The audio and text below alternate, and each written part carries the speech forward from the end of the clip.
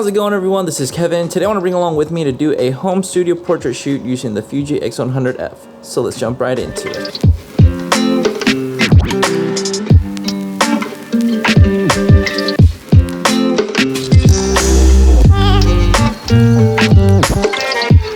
So lately I haven't really used my Fuji x100f, and I kind of felt like it would be a great day to just use it for my home studio kind of setup that we're going to be setting it here in my master bedroom to take some photos using the camera and just some lighting and just see what we can come up with, and just to possibly make a new profile photo since I need to kind of update that and, you know, want to do something different, I guess, for a post. So we're just going to see what we can come up with here at the house and take some photos with the Fuji. Could you hold me tight? Don't turn on the lights. I don't wanna fight with you. So we're gonna be using the Amaran 200X. So new light that I kind of got recently, probably a month or two ago, and I want to put it to the use. So we're gonna use all this right here.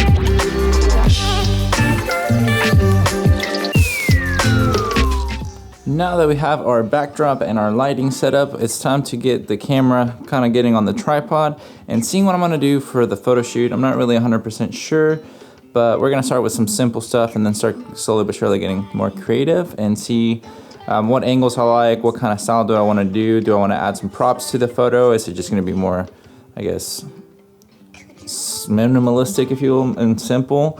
But we're just going to see what happens. So now that we have basically our setup, it's just the tripod camera, and then I'm gonna control it through my iPhone and just take some photos to test it out. So let's get some photo taking. Could you hold me tight? Don't turn on the lights. I don't wanna fight with you. And now that we've taken just some regular, like, minimal photos, we're gonna be using some props. I'm gonna get like a film camera probably to have with me and just see what I can come up with using it, and, you know, have something different with the shot itself. So I'm gonna start first with using the A7R3 as a prop, kind of like if I was taking a photo, and then I'm gonna use the film camera and just see which one I like best. Could you hold me tight? Don't turn on the lights. I don't wanna fight with you.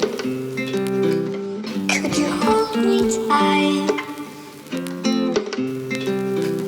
Could you hold me tight?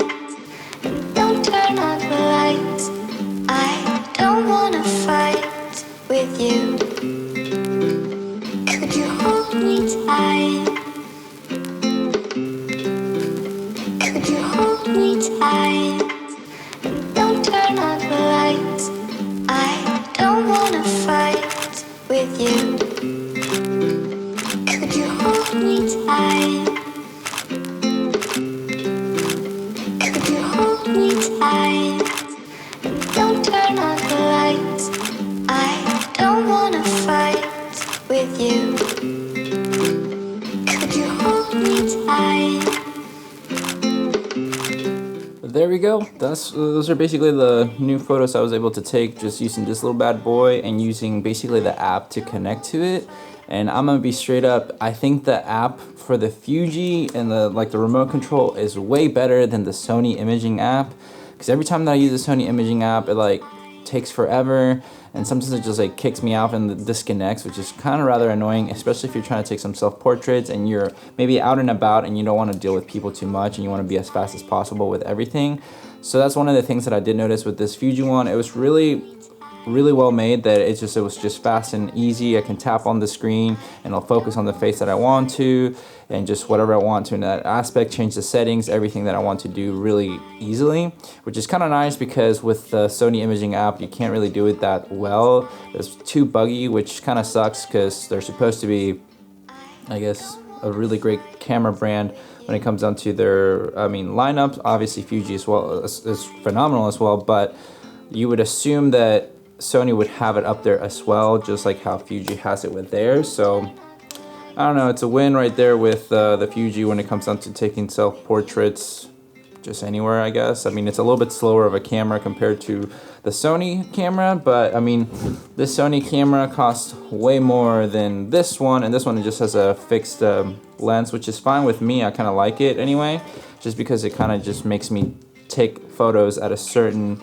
focal length and not have to do anything extra and just change lenses and stuff like that. So if I want to kind of challenge myself to keep just one focal length only, I like using this one because it's also slower compared to my Sony, so I can kind of take my time and really think about everything that I want to do. But overall, I just kind of wanted to keep it with the JPEGs as well of the photos and do a little bit of my editing just to kind of do a little bit of comparisons from the JPEGs to the raw photos. That way you can see two types of edits, one that's just like a, I guess, film simulation straight out of camera, and the other one is just more editing from the raw file. Obviously there are some minor tweaks to make sure the background just fit accordingly, but that's pretty much all that was done with these photos. So yeah, that's pretty much it. So it turned out pretty cool in my opinion to just be at home and be able to take some studio quality photos with just a not inexpensive camera, but not as expensive as what other cameras can be, especially since this is the X100f, not the V, which is the newest version of it. So you can get this one if that's what you like, and hopefully this, I don't know, helped you out with your decision into getting this camera or not, or getting into the Fuji line as well. It's up to you. But with all that said and done, guys, thank you so much for watching this video. Make sure to like and subscribe, share this video with a friend. I'll catch you guys in the next one. See ya. With you, could you hold me tight?